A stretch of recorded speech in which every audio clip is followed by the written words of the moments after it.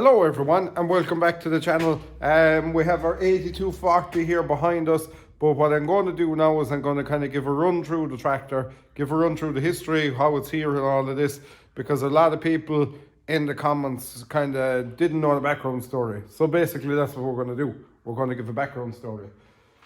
So as you can see, it's here and it's stripped, and if you want to see this part one of the stripping of it, it's in the previous video, Saturday's video, but I'm going to start at the very start, tell you the story about this tractor and what has happened it and how it's here and how we're now stripping the engine of it, unfortunately. But anyway, so I bought this tractor off of a young man who ran into some health problems and he had to move it on.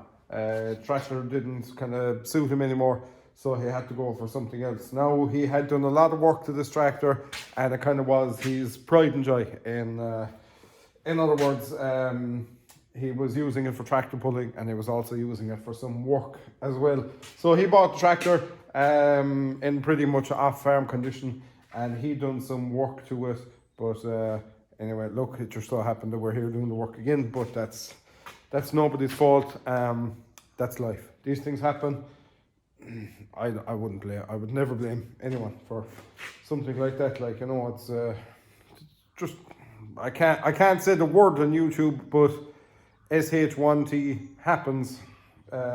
Nothing any of us can do about that. It's just the way the cookie crumbles, unfortunately. But anyway, so he had poured his heart into this tractor. He had done an awful lot of work to it to get it to the condition it's in now, and they had fully rebuilt the engine at this stage, and they also had some work done to the back end of it. But as you can see, he had even put on these lovely lights on the roof of it and everything. And I honestly think the white roof tractors stand out an awful lot more than the blue roof ones. I think there is something about that white roof look is very impressive indeed.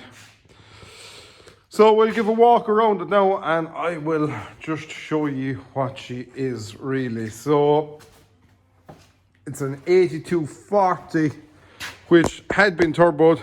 There was a huge turbocharger fitted. There we go.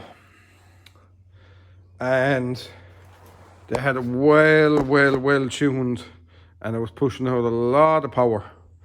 But then they rebuilt the engine on it and I think they brought it back a little bit. But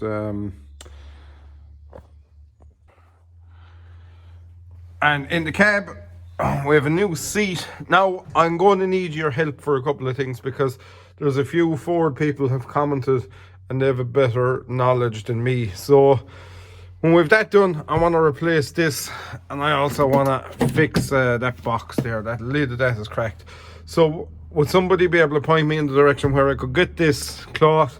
Some people have told me it's not available, but maybe somebody knows somewhere funny that it's available and we can change that. And also, now I do need to tighten up a lot of this. It's very loose around here, but I think that's a pretty simple job. This is finished as well. We need to put on a new one of those, but our shifter lights don't work. You know, every time you change a gear, it should light up, every one of them, and our shifter lights don't work. So what I need from you is some information. Can I change them? I haven't ripped it up to see what's in there, but I'd like to know before we go looking. Is there, I don't think it's a bulb, I would assume it's LED strips are in there. And are they available, or can you buy them somewhere, or is there some source for them? So that's what I need to know. All our dash and everything works, but I would like to get that working. I think that would be a nice little touch for it. But yeah, so I'll take you through the engine problems there now. So to go back on what our issue was, we think it got hot and subsequently it scored two of the liners, and what would have happened there is the rings would have more or less welded to the liner. So now a lot of people say that normally when something gets hot, it's the back one here goes, but Anyway, we'll what I will do next is the mechanic will do the rest of the ripping because I'm in uncharted waters here, and he'll be able to tell me what was the cause or what was that. But one thing I will say is that red needs to come out, and I'm going to put a new one in with a bigger flow in it that will get more airflow through it and will have less heating issues. That bad boy could have something to do with it as well, I would be thinking. But driven with a bit of sense, you'd imagine it shouldn't be a problem. But anyway, look, it is what it is. So that's our next step now, to get the pistons out. I have the sump removed, so that's your oil pickup pipe there straight in front of us, and that's basically our conrods are all bolted onto them, and our pistons are held onto our conrods, and that along there is our crank shaft. So like I say, I'm gonna let the mechanic work his magic now, and he'll be able to tell me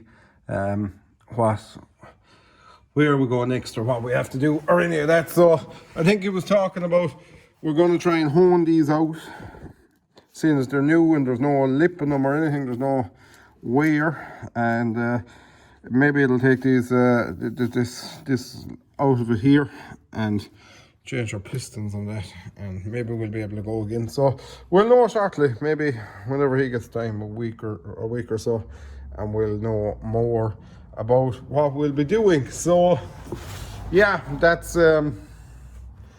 That's the tractor. That's the story behind it. That's how we're in here, and this is where we're going. This is going to be the rest of it now. Thank you, a lot of you as well, for your advice about sliding it apart. What I've done is I got longer bolts, put them in there, and we blocked up the back of it there as well, so can't move anywhere. So yeah, that was helpful anyway, and much appreciated for all of you who commented with that bit of help. So onwards and upwards from here. It'll be a great relief if we don't have to take out the block and get the board out again. I'll be delighted if that's one of the results, and if we don't have to go to that trouble, it would be great. But if we do, however, what more can we do about it? So yeah, that's me. That's the background story, and thank you very much for tuning in. If you have any questions or anything, hit me up in the comments. I much appreciate all the feedback and all the advice that everybody left in the last video. It was great help, and thank you all very much. So that's me, and we'll see you all later.